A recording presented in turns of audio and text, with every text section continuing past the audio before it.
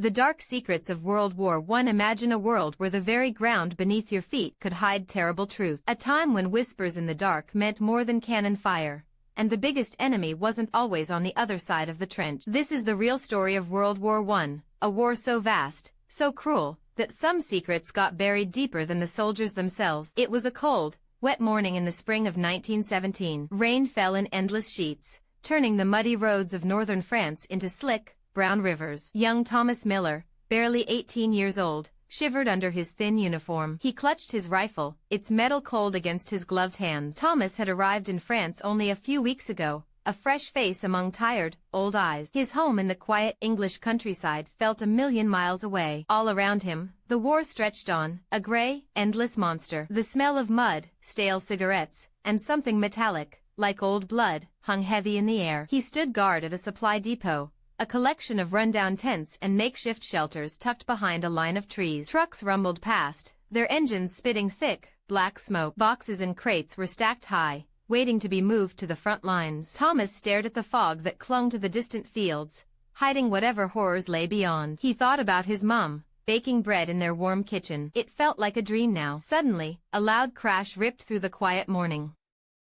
Thomas jumped, his heart pounding. One of the old wooden crates, being lifted by a crane, had slipped. It hit the ground with a splintering thud. Everyone stopped. A small crowd gathered. The crate had burst open, spilling its contents onto the muddy ground. Thomas strained his neck to see. It wasn't ammunition or medical supplies. It was a jumble of old books, strange maps, and what looked like broken scientific tools. An officer, a stern man with a thick mustache named Captain Davies, pushed through the crowd. He looked angry, his face red. "What in blazes is this?" he boomed, his voice cutting through the rain. He knelt, picking up a leather-bound journal. Its pages were old and yellowed. He flipped through it quickly, his eyes darting across the strange symbols and drawings. A frown deepened on his face. Thomas watched, curious. Most crates held simple things everyone understood. This was different.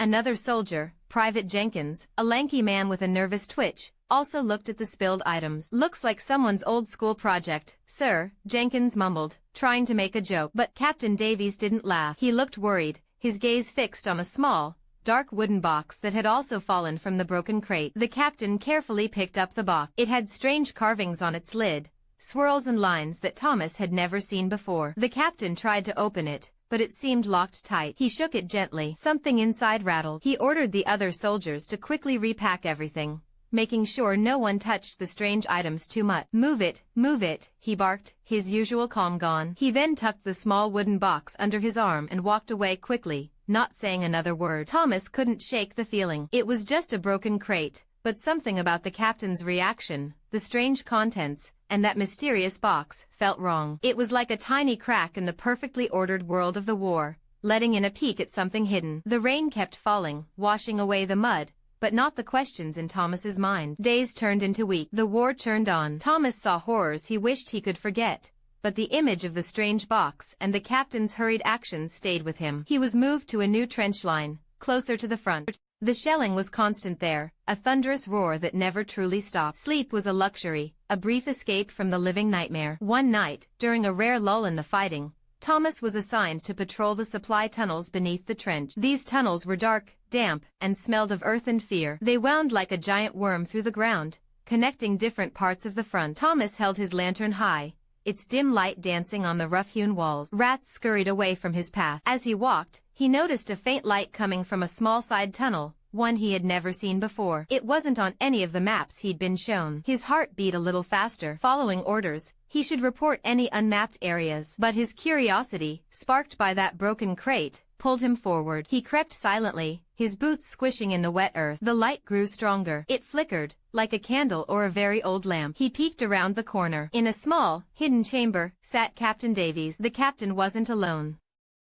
Another man, older, with spectacles perched on his nose, sat across from him. This man wore civilian clothes, which was highly unusual so close to the front. On a rough wooden table between them lay that same dark, carved wooden box. It was open now. A soft, eerie glow came from inside the box. It wasn't bright, but it had a strange, pulsing quality, like a very slow heartbeat. Thomas gasped softly, covering his mouth. No one heard him over the distant rumble of artillery. The captain and the old man were bent over the box, whispering in hushed tones. Thomas couldn't make out many words, but he heard ancient, power, and risk. The old man pointed to something inside the box. It was a dull, gray stone, about the size of a pigeon's egg. But it wasn't just any stone. It seemed to shimmer, very slightly, with that same soft, unnatural light. As the old man touched it, the glow intensified for a moment, then faded. Captain Davies looked worried, his brow furrowed deeply. "It's more unstable than we thought," the old man said, his voice a low rasp. "The energy surges are unpredictable." "This isn't a weapon, Captain. It's something else entirely." Captain Davies nodded slowly. "But what if we could control it? What if this could end the war?" he whispered back, his voice desperate.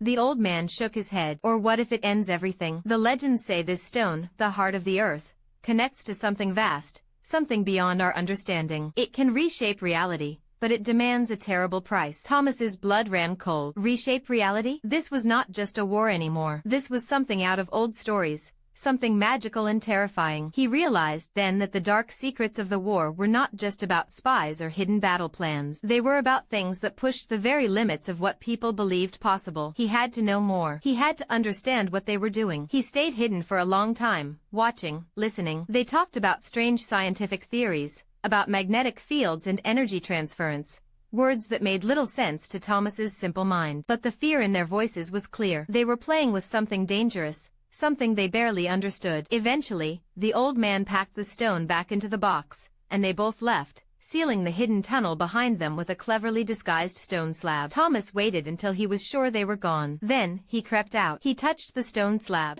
It was warm to the touch, almost pulsing with a faint heat. He tried to move it, but it was too heavy, too well hidden. He knew he couldn't tell anyone what he saw. Who would believe him? A glowing stone? Reshaping reality? They would think the shelling had finally made him mad. From that night on, Thomas saw the war differently. Every rumble of a distant shell, every flash of light, held a new, sinister meaning. He wondered if the strange events of the war, the unexplainable weather changes, the sudden failures of equipment, the eerie quiet before a massive push, were somehow connected to that stone. Was this heart of the earth already changing things, even without them fully controlling it? He started looking for clues. He paid closer attention to the supply movements, to the whispered conversations of officers, to the strange drawings he sometimes saw in discarded papers. He learned that the old man was a scientist named Dr. Klaus, a quiet but brilliant mind who had been brought in by the military for special project. Nobody knew exactly what these projects were. They were cloaked in secrecy, hidden away from the common soldiers. Thomas's own company was ordered to move again. They were headed towards a sector known for its deep, old mines,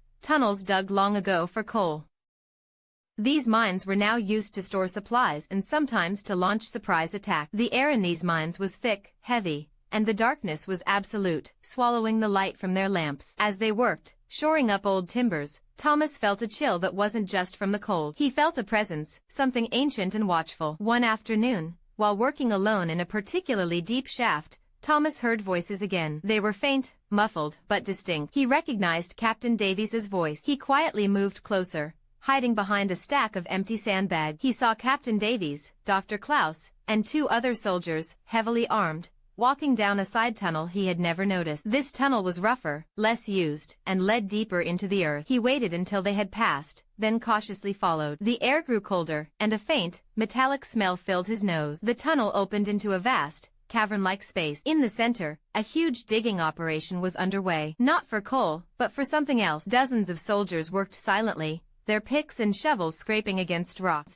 And there, in the very middle, was a strange, tall structure, like an enormous, ancient drilling rig, but made of dark, unfamiliar metals. The heart of the earth stone was mounted at the top of this rig. It glowed faintly, a steady, ominous pulse. Cables ran from it, deep into the earth, disappearing into a freshly dug hole. Dr. Klaus was directing the operation, his face grim but focused. Captain Davies stood beside him, looking anxious. "We're almost there, Captain," Dr. Klaus said, his voice echoing in the cavern. "The energy readings are spiking. It's responding to the core, drawing immense power." "And the side effect?" Captain Davies asked, his voice tight. "The tremors? The strange weather patterns reports from the North Sea?" Dr. Klaus sighed. "Unavoidable, I'm afraid. We are tapping into something primordial, Captain. Something that wants to remain undisturbed. The Earth itself is pushing back." Thomas watched, horrified. They weren't just trying to use the stone. They were trying to force it, to drill into the very heart of the planet to unleash its power. And the Earth was fighting back. He remembered the old man's words. It can reshape reality, but it demands a terrible price. What price were they willing to pay?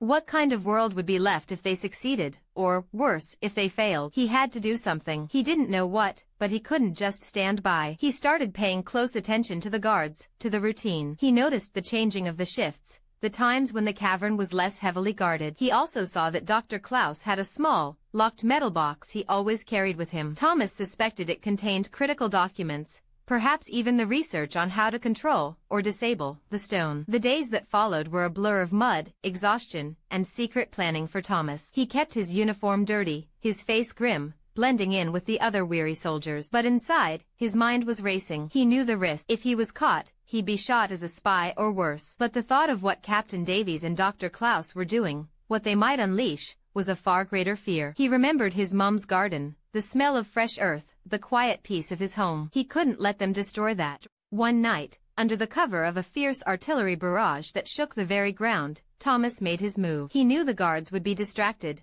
their attention drawn to the sounds of battle above. He slipped away from his post, moving through the dark tunnels like a ghost. He used his knowledge of the mine shafts, finding secret passages and forgotten routes that led him closer to the hidden cavern. The flickering lights of the drilling operation grew stronger as he approached. He reached the entrance to the cavern. The guards were there, but their eyes were mostly on the ceiling, listening to the war raging above. A new tremor shook the ground, scattering dust from the cavern roof. The stone rig creaked loudly. It was Thomas's chance. He moved swiftly, silently, using the shadows cast by the moving machinery. He knew he needed to get to Dr. Klaus's box, to find anything that could stop them. He saw Dr. Klaus, his face pale and sweating, shouting orders at the soldiers. The scientist was holding his metal box tightly. Thomas realized it wouldn't be easy to get it. He needed a distraction, something big. His eyes scanned the cavern. He saw an old, unstable support beam near a stack of empty fuel barrels. A dangerous idea formed in his mind. He waited for another strong tremor. When it hit, rocking the cavern violently, he acted. He ran towards the support beam,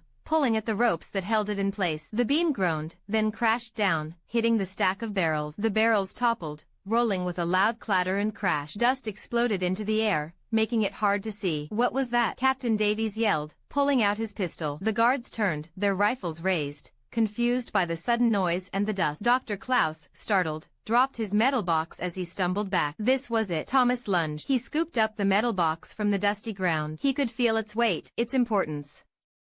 He didn't stop to open it. He just ran, weaving through the chaos, dodging soldiers who were still trying to figure out what was happening. He sprinted towards the closest exit, the one he had planned. He heard shouts behind him, angry voices, and then a gunshot. A bullet whizzed past his ear, chipping stone from the wall. He didn't look back. He ran harder, faster than he ever had in his life. The dark tunnels seemed to stretch endlessly before him, but he kept going, the metal box clutched tight to his chest. Finally, he burst out into a smaller, forgotten tunnel that led far away from the main operations. He sank against a cold, damp wall, gasping for breath, his heart pounding like a drum. He was safe, for now, but he knew he couldn't stay here. He had to figure out what was in this box. With shaking hands, he examined the metal box. It was locked, but not with a key. It had a strange combination lock, with symbols instead of numbers. Thomas remembered something. He had seen Dr. Klaus fiddling with it once, unconsciously tracing patterns. He tried to recall the patterns, the shapes he had glimpsed. After several tense moments, he tried a sequence of swirls and lines that matched the carvings on the heart of the earth box. Click! The box sprang open. Inside, Thomas found not weapons or maps, but a collection of strange journals, scientific notes, and a single, detailed schematic diagram. This diagram showed the heart of the earth stone, the massive drilling rig, and beneath it, a swirling vortex of energy. And next to it, in neat, precise handwriting, were notes about a resonance frequency and a feedback loop. He could barely understand the complex words, but one phrase stood out, written in bold, desperate letters. Warning, reaching critical resonance will tear the fabric of reality. Cataclysmic event inevitable. Thomas's stomach clenched. Cataclysmic event. It meant the end of everything. They were on the brink of destroying the world, all to win a war. He knew he didn't have much time. The tremors were growing more frequent. The distant glow from the cavern pulsed with dangerous intensity. He had to stop them. He looked through the notes, searching for anything that could help. He found a hastily scrawled page, almost hidden, that detailed a safety override sequence. It described a series of energy pulses, a way to disrupt the stone's connection to the Earth's core, to make it go dormant. But it would be dangerous. requiring someone to get very close to the stone itself. He took the notes, stuffing them into his uniform. He knew he couldn't face Captain Davies and Dr. Klaus alone. He needed help, but who could he trust? The army was focused on the enemy, not on stopping their own secret project. He thought of Private Jenkins, the nervous soldier from the depot. Jenkins was a talker, but he was also honest and a good man. Maybe Jenkins would believe him. He made his way back through the tunnels, moving carefully, always listening for patrols. He found Jenkins with their company, huddled in a trench during a break in the shelling, trying to light a damp cigarette. Jenkins looked even more tired than usual. "Jenkins," Thomas whispered, pulling him aside. "I need to show you something. Something important." Jenkins raised an eyebrow, looking weary. "What is it, Thomas? Another tall tale from the tunnel?" Thomas shook his head. "No. It's about the captain and that strange box. It's real. It's going to destroy us all." He pulled out the notes, unfolding the diagram and the warning. Jenkins's eyes widened as he read the bold lettering. He looked at Thomas, then back at the notes, his face turning pale. "Cataclysmic event," he whispered, his voice trembling. "What in the blazes have they been doing?" Thomas quickly explained what he had seen: the hidden cavern, the drilling rig, the glowing stone. He told Jenkins about Dr. Klaus's fears, about the earth pushing back. Jenkins, for all his nervousness, was a soldier. He understood danger, and this was a danger far beyond any enemy trench. "We have to stop them," Jenkins said, his voice surprisingly firm. "But how? It's heavily guarded. And who will believe us? They'll say we're traitors." "I found a way," Thomas said, showing him the safety override sequence. "But someone has to get close to the stone, disrupt the energy flow." Jenkins stared at the diagram, at the glowing stone, at the warning. He looked out at the mud and the constant flashes of distant artillery. "We can't just let them blow up the world, can we?" he murmured. They hatched a plan.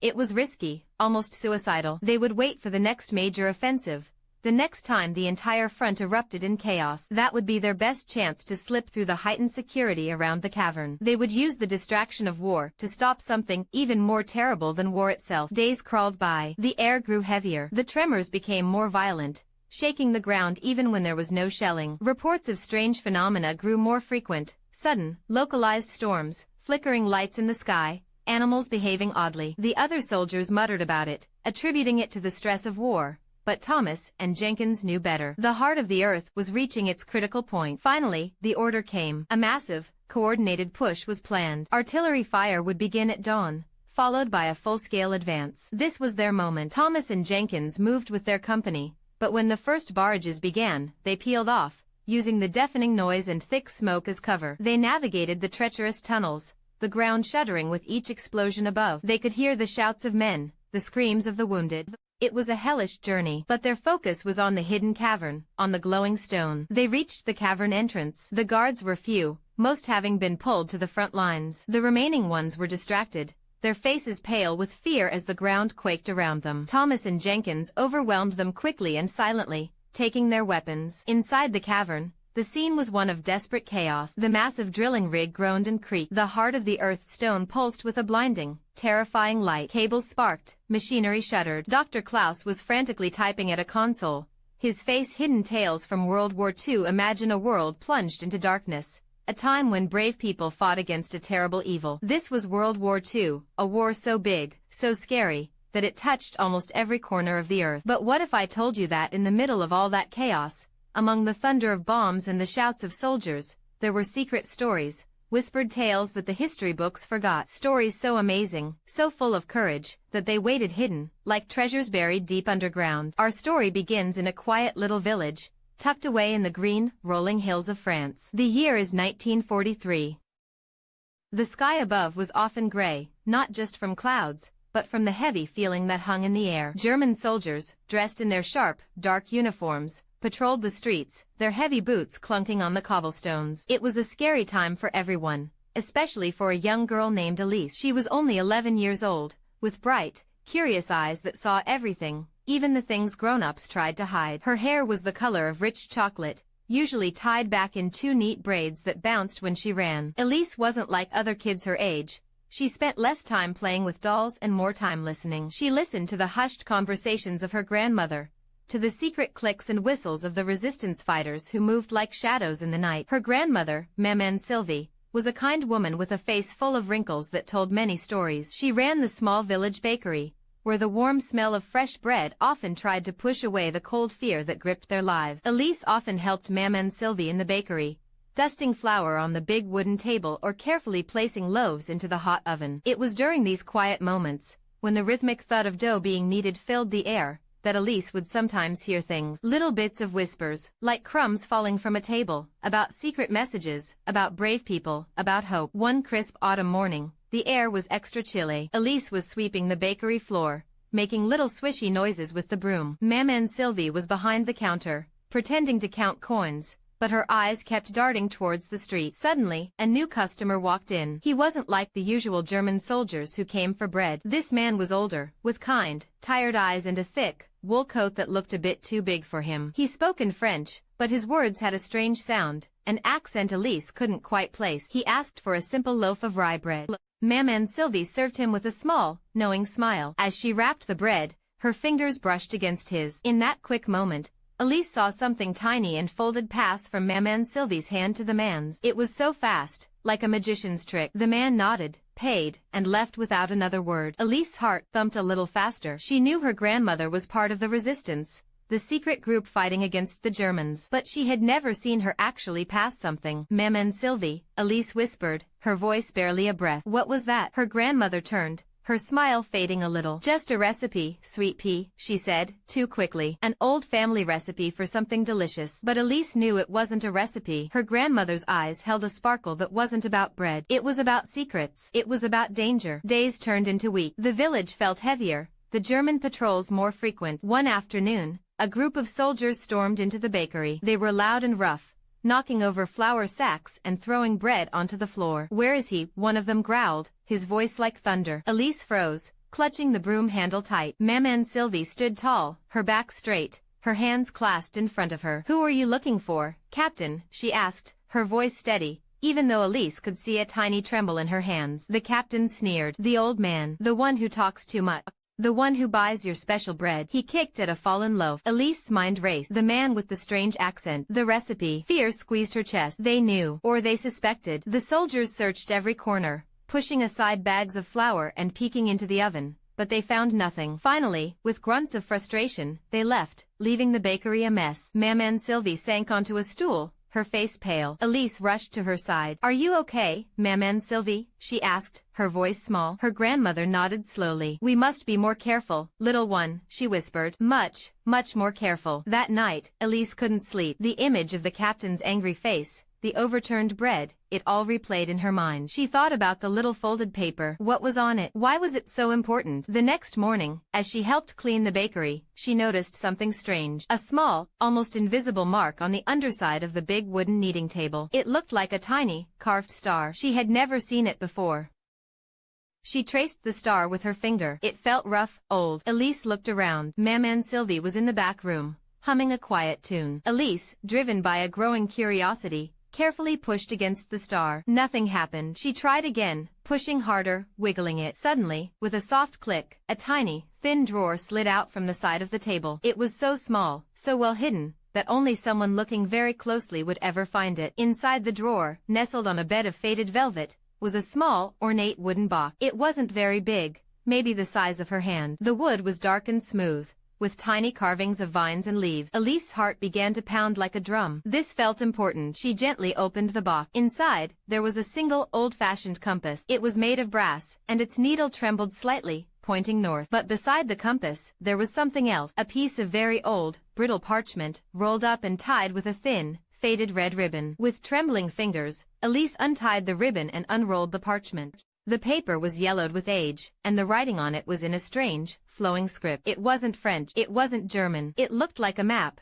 but not of any place she knew. There were strange symbols, little drawings of stars and moons, and lines that swirled like rivers. At the very top, written in a clear, bold hand, were two words, the Nightingale's Path. Elise knew this was no ordinary map. This was a secret, a very old, very important secret. She quickly put everything back, sliding the tiny drawer shut, her mind buzzing. She couldn't tell Mam and Sylvie just yet. She needed to understand it first. Over the next few days, Elise looked at the map in secret, trying to make sense of it. She recognized a few of the drawings, a church spire, a winding river, a cluster of trees that looked like the Black Forest, far to the east. The compass seemed to be connected to the lines on the map. As she turned the map, the compass needle seemed to guide her eye to certain points. One night, after everyone in the house was asleep, Elise crept out of bed. She carefully pulled out the map and compass.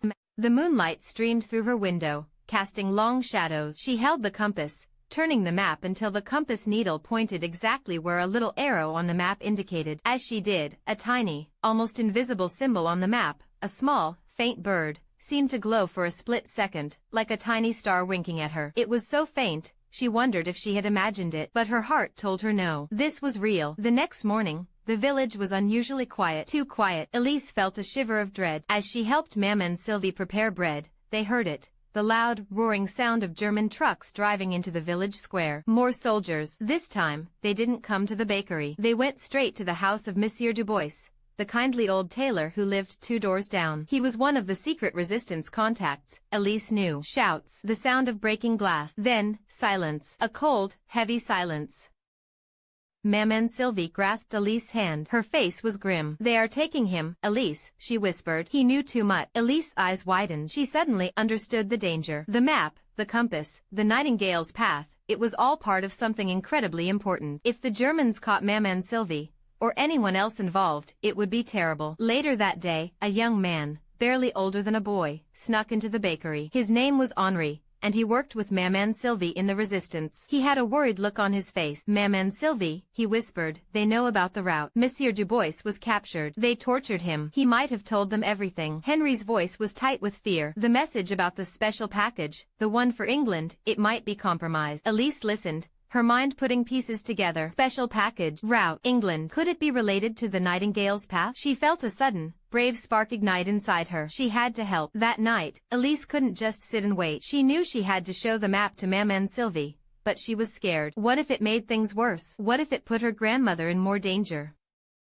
As she lay in bed, staring at the ceiling, she heard a faint scratching sound from outside. It was a familiar sound, the secret signal of the resistance. 3 short scratches, then 2 long ones. Mam and Sylvie was meeting someone. Elise crept to her window, peeking through the curtain. She saw her grandmother slip out the back door and vanish into the shadows. Elise knew she shouldn't follow, but her heart urged her on. She grabbed the little wooden box and carefully crept out after Mam and Sylvie. The night air was cold, biting her cheek. She moved like a mouse, staying in the deepest shadows, hiding behind bushes and walls. Mam and Sylvie met with Henri and 2 other resistance fighters in a small, abandoned barn on the edge of the village. Elise hid behind a stack of old hay bales, listening. The Germans are everywhere, Henri whispered, his voice shaky. They're searching every farmhouse, every cart. They're looking for the scientist. He's carrying the plans for the new radio jammer. If those plans fall into German hands, it could turn the tide of the war. We must get him to the coast, Mam and Sylvie said, her voice firm. To the hidden boat. But the usual routes are watched. Every path is dangerous. There's only one way, one of the other men said, a grizzled old farmer named Jean. The old path. The Nightingale's path. But no one has used that in decades. It's too risky. Too forgotten. Elise's breath hit. The Nightingale's path. Her map. She had to show them. But how? She couldn't just jump out. She waited, heart pounding. We have to try, Mam and Sylvie said, her voice full of determination. We have no choice. As the resistance group split up, planning to meet again at dawn, Elise quietly slipped back into the house. She knew what she had to do. The next morning, before the sun had even fully risen, Elise found Mam and Sylvie in the bakery, kneading dough. Her face looked tired, but her eyes were still strong. Mam and Sylvie, Elise began, her voice a little shaky, I found something. She pulled out the little wooden box and opened it, showing her grandmother the compass and the rolled-up parchment. It's a map of the Nightingale's path. Mam and Sylvie gasped, her hand stopping mid-knead. She picked up the parchment, her eyes wide with surprise, then with a deep, knowing look. Where did you find this, Elise? She asked, her voice hushed. Elise explained about the tiny hidden drawer, about the star. Mam and Sylvie listened, her face growing more and more serious. This map, she whispered, it belonged to my grandmother. She told me stories of it, but I never thought it was real. It's an ancient path, used by smugglers long ago to avoid soldiers and taxes. It weaves through forgotten trails, hidden caves, and secret waterways, all the way to the coast. But it's too old, Mam and Sylvie continued. The paths are overgrown. We don't know where it truly leads anymore. I think I do, Elise said, her voice gaining strength. I've been looking at it. The compass shows the way. And there's a symbol, a bird, that sometimes glows. Mam and Sylvie looked at Elise, truly looked at her, seeing not just a child, but someone with a brave heart and a sharp mind. "Show me, little one," she said. Elise carefully unrolled the map on the big wooden table, placing the compass next to it. She explained how the compass needle, when aligned with certain markings, seemed to make the faint bird symbol flash. Maman Sylvie watched, her eyes following Elise every movement. A glimmer of hope, like a tiny candle flame, began to spark in her eyes. "This could work," she breathed. "This could be our chance." The decision was made. Elise would guide them. It was a crazy, dangerous plan, but with the Germans tightening their net, it was their only hope. That night, under the cover of darkness, Elise, Maman Sylvie, Henri, and Jean met at the edge of the village. With them was a frail-looking man with spectacles and a briefcase clutched tightly in his hand. This was Dr. Moreau, the scientist with the invaluable plans for the radio jammer. He looked terrified. "Are you sure, Elise?" Dr. Moreau whispered, his voice trembling. "An old map? A child to guide us?" Elise felt a knot of fear in her stomach, but she looked at the map, then at the trembling scientist. She straightened her shoulders. "I will get us there, sir," she said, her voice clear. Their journey began. The first part of the path led them through a thick forest, where ancient trees loomed like silent giants. Elise held the map and compass, her small hand steady. She carefully followed the faded lines, using the compass to find the right direction. Every now and then, she would pause, tilting the map until the faint bird symbol shimmered, guiding her forward. It was like the map was alive, whispering its secrets only to her. The path was rough. They stumbled over roots, pushed through thorny bushes, and waded across cold, shallow streams. Dr. Moreau, unused to such hardship, struggled to keep up. Henri and Jean helped him, sometimes almost carrying him. Maman Sylvie stayed close to Elise, her presence a silent comfort. The darkness of the forest was broken only by the thin beam of Henry's flashlight, dancing on the trees, making shadows jump and twist. At one point, they heard the distant barking of dogs. German patrol dog. Fear shot through the group. "Hide," Jean whispered. They quickly dove into a thicket of bushes, holding their breath. Elise pressed herself against the cold earth, her heart hammering. She could hear the heavy boots of soldiers, the panting of the dogs, growing closer. They were just meters away. She closed her eyes, praying they wouldn't be found. The sounds faded, slowly, agonizingly, until only the rustling of leaves and the chirping of crickets remained. They had passed. They continued their journey, pushing onward through the night. As dawn approached, they reached a steep, rocky climb that looked impossible. Dr. Moreau looked like he was about to give up. "I can't," he panted, collapsing onto a rock. "I just can't." "You must, doctor," Maman Sylvie said, her voice firm but kind. "Think of what you carry. Think of all the lives your work will save." Elise looked at the map. There was a faint, dotted line leading up the rocky face. Next to it, a small drawing of a goat. "There's a hidden path," she pointed. "A small one, for goats. We can climb it." It was difficult, dangerous. But Elise, despite her young age, was nimble. She led the way, finding footholds and handholds that the map seemed to whisper to her. Slowly, one by one, they scaled the rocky slope, reaching the top as the sun began to paint the sky with soft pinks and oranges. From the top of the ridge, they could see for miles rolling hills, patches of forest, and in the far distance, a faint shimmer, the sea. Hope swelled in Elise's chest. They were making progress. But they also saw something else. In the valley below, a column of German vehicles moving slowly, methodically, searching. They were getting closer. They pressed on, using the daytime to rest in hidden spots, deep in the woods or in small, forgotten caves. Elise would pore over the map, carefully tracing the next steps, learning the secret language of the nightingale's path. The map seemed to guide them not just through the landscape, but through time itself, connecting them to the ancient smugglers and brave souls who had used this path before. One evening, as twilight settled, the path led them to a winding river. It was too wide and too fast to cross by foot. Despair began to set in. "We're trapped," Henri whispered, his voice full of defeat. "They'll find us here." Elise looked at the map. There was a drawing of a small, overturned boat near the river. She pointed. "It says there should be a hidden ferry," she explained. "A rope ferry, for 2 people at a time." They searched along the bank, pushing aside thick reeds and moss-covered rock. And there it was, a rusty, forgotten metal cable stretched across the river, disappearing into the darkness on the other side. Attached to it, half submerged in the water, was a small, flat wooden raft. It looked old and precarious, but it was their only way. It took them hours, slowly pulling themselves across the river, 2 by 2, in the rickety raft. Dr. Moreau went first, his briefcase held tight to his chest, his face pale with fear. Henri helped him, pulling the cable with all his strength. Then Jean and Maman Sylvie. Finally, it was Elise's turn. She looked back across the dark river, feeling the immensity of their journey. They were truly in the heart of a hidden world, guided by her old map.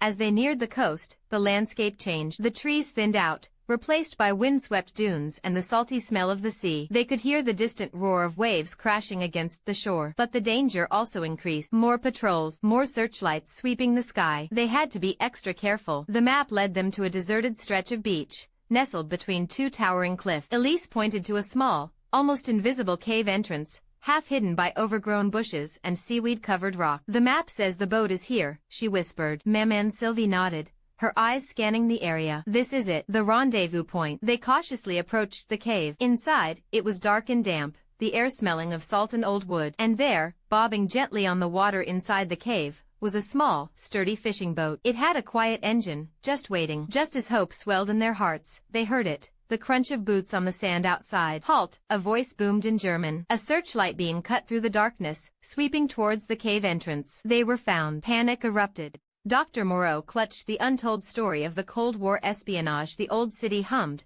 a low, nervous rumble under a sky the color of bruised plums. Rain slicked the cobblestone streets, making the gas lamps glow with a blurry, golden halo. This was Berlin in the heart of winter, 1961, a city split right down the middle, where every shadow held a secret and every whisper could cost a life. Our story begins not with generals or presidents, but with a quiet woman named Anya, whose hands, though small, held the weight of a nation's biggest secrets. Anya walked with her head down, her dark coat pulled tight against the biting wind. Her breath puffed out in small white clouds, disappearing almost as soon as it left her lips. She moved like a ghost through the crowded East Berlin market, past stalls filled with wilting vegetables and rough-spun clothes. Her eyes, however, missed nothing. They darted, quick and sharp, taking in every face, every movement, every shift in the air. She was looking for something, or someone, and the fear was a cold knot in her stomach, colder even than the winter air. She was just an ordinary librarian to the outside world, cataloging books in a dusty, quiet room. But by night,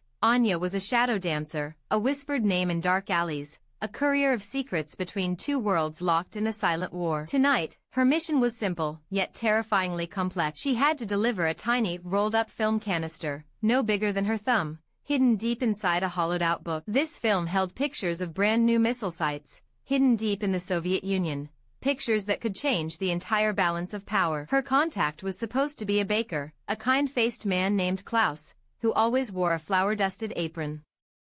He was to give her a loaf of rye bread, warm from the oven, and in return, she would give him a book. A simple exchange, a picture of normal life in a city that was anything but normal. She found his bakery, the warm smell of rising dough a comforting blanket in the chilly air. But something was wrong. The lights were too dim, the window display empty. A shiver ran down her spine. She pushed open the heavy wooden door. A small bell tinkled above her head, but no one came to greet her. The smell of bread was faint, old. The silence was thick, heavy, like wet wool. Anya's heart began to beat a frantic drum against her ribs. She looked around the small, empty shop. Sacks of flour lay overturned, spilling white dust like snow on the wooden floor. A chair was tipped over. It looked like someone had left in a hurry, or had been taken. Her eyes scanned the room, trained to spot the smallest detail out of place. On the counter, half hidden by an empty bread basket, lay a single, small wooden bird.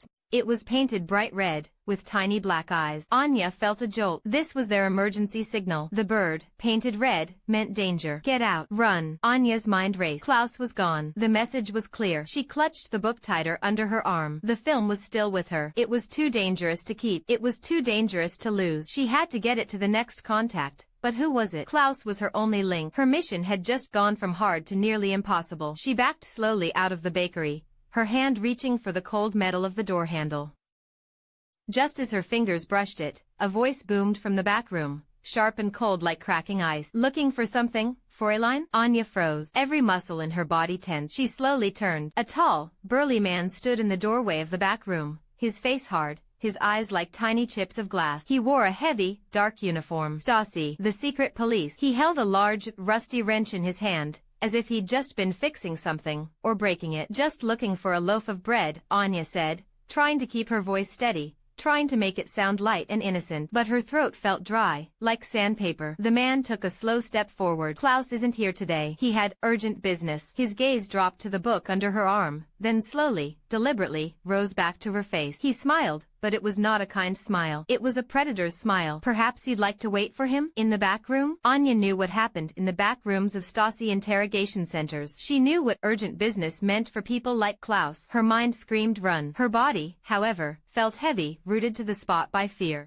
But then, a flicker of courage, like a tiny spark, ignited inside her. She remembered the faces of the people she was protecting. The idea of freedom. "No, thank you," she said, her voice surprisingly firm. "I have other errands." She turned quickly, flung open the door, and burst out into the rainy street, not waiting for his answer. She heard his shout behind her, angry and loud, followed by the heavy thump of his boots. He was coming. Anya ran. She ran through the narrow, winding streets of East Berlin, past dim apartments and shuttered shops. The rain plastered her hair to her face, stinging her eyes. Her coat flapped behind her like a broken wing. She could hear the man's heavy footsteps getting closer, closer. He was faster than she thought. She darted down an alley, dark and smelling of damp earth and stale garbage. Her foot slipped on a patch of slick mud, and she nearly fell. She caught herself, pushing off a grimy brick wall, her heart hammering. The alley opened into a small, deserted square. A lone, flickering street lamp cast long, dancing shadows. There was nowhere to hide. Then she saw it.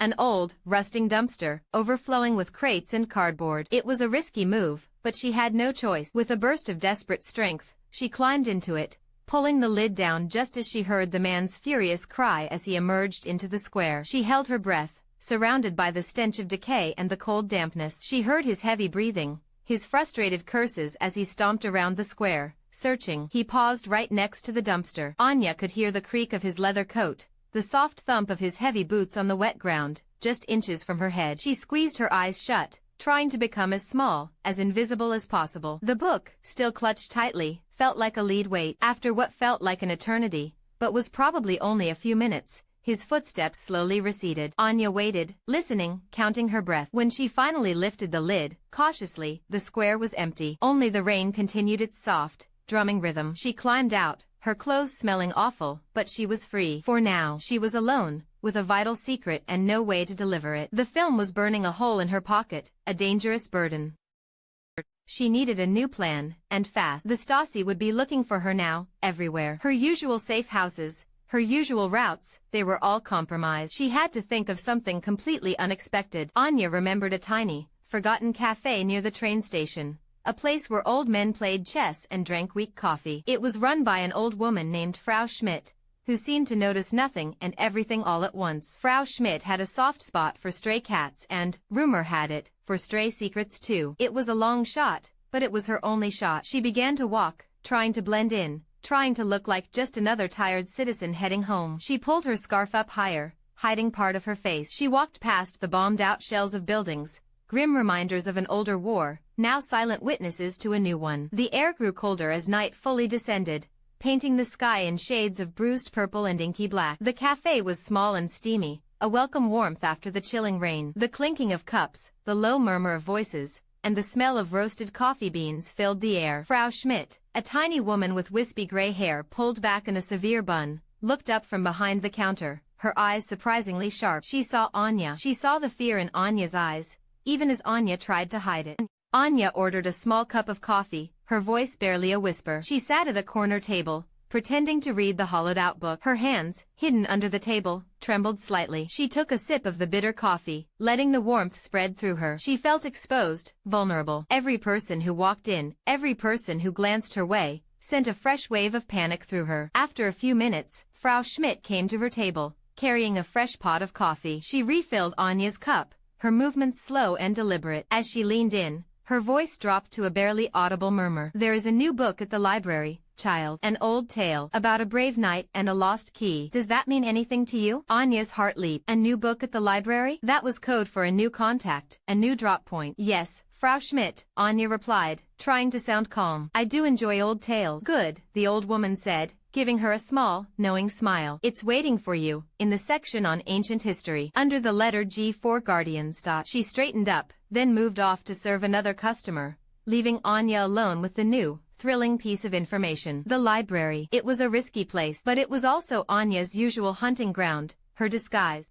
The Stasi wouldn't expect her to return to the very place where she worked, not after what happened to Klaus. It was bold. It was crazy. It was perfect. She paid for her coffee and left the cafe, feeling a new sense of purpose. The rain had stopped, and the streetlights cast long, yellow paths on the wet pavement. She walked with more confidence now, her steps lighter. The library was only a few blocks away. The main library building was a grand, imposing structure, usually bustling with students and researchers. But at this late hour, it was mostly empty. The only sounds the soft creak of the floorboards and the rustle of turning pages. Anya knew the building like the back of her hand. She knew the secret passages, the dusty corners, the squeaky steps. She walked straight to the ancient history section, her heart thumping a steady rhythm. The shelves were tall and dark, filled with heavy, leather-bound books. She found the G section, her eyes scanning the titles. There it was, a book titled Guardians of the Golden City, an old, thick book with a faded blue cover.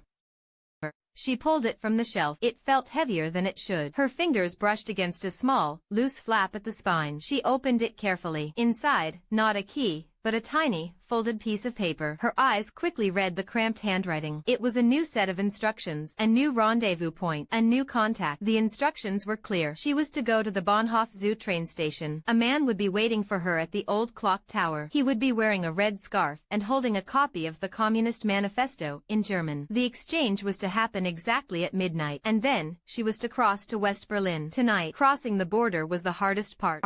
The Berlin Wall, a stark line of concrete and barbed wire, had only gone up a few months ago. It had sliced the city in two, trapping thousands. Guards watched every inch, every shadow. But there were tunnels. There were secret passages. Anya knew about them. She just hadn't expected to use one herself. She quickly put the note back, replacing Guardians of the Golden City on the shelf. She walked out of the library, the hollowed-out book still under her arm, the precious film still hidden inside. The clock was ticking. She had only an hour before midnight. The Bahnhof Zoo station was a maze of echoing halls and deserted platforms at this hour. The few people left seemed to scurry like mice, eager to be home. The air was cold, smelling of stale cigarette smoke and something metallic. The old clock tower stood tall in the center of the main hall, its hands slowly ticking towards midnight. Anya walked towards it, her eyes scanning the sparse crowd. She saw him.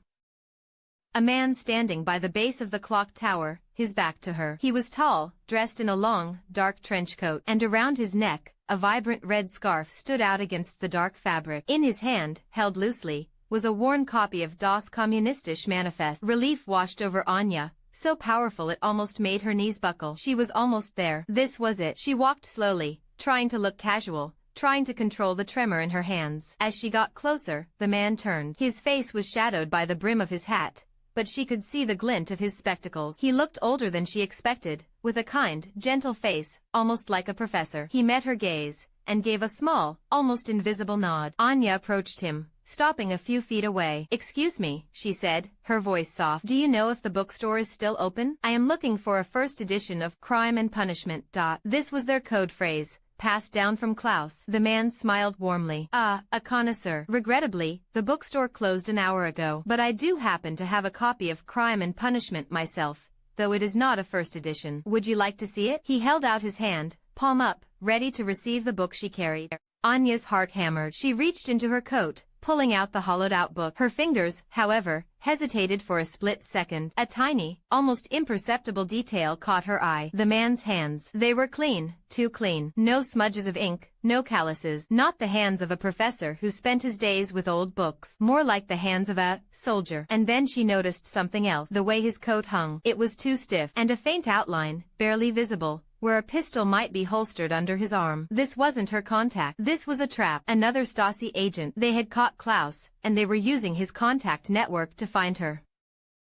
Anya's mind screamed. No, she had been so close to freedom. She knew this trick. The Stasi often sent lookalikes, using stolen code phrases. Her only true contact would have a deeper, more personal code. Klaus's favorite kind of bread, perhaps. Not just a book title. Actually, Anya said, pulling the book back slightly, her voice suddenly stronger. "I've just remembered. I prefer a different edition. A very rare one. Do you happen to have a copy of The Little Prince with a blue ribbon bookmark?" This was her countercode, a detail only Klaus, her true contact, would know. He had given her that book as a gift, with that specific bookmark, years ago. The man's smile faltered. His eyes, behind the spectacles, hardened. The gentle professor mask slipped, revealing a flash of something cold and dangerous. "I'm afraid I don't," he said, his voice now flat, devoid of warmth. "Perhaps you should reconsider, Fräulein. It's late. And you are holding something very important, aren't you?" He took a step closer, his hand subtly moving towards his coat. Anya knew she had only seconds. She had walked right into their trap, but she had also seen it. Her training kicked in. She dropped the book, letting it fall with a loud thud onto the cold floor. The man's eyes, drawn by the sound, flickered down for a fraction of a second. That was all she needed. With a desperate burst of speed, Anya spun around, not towards the exit, but deeper into the station, towards the dark, deserted train tracks. She heard the man shout, a command,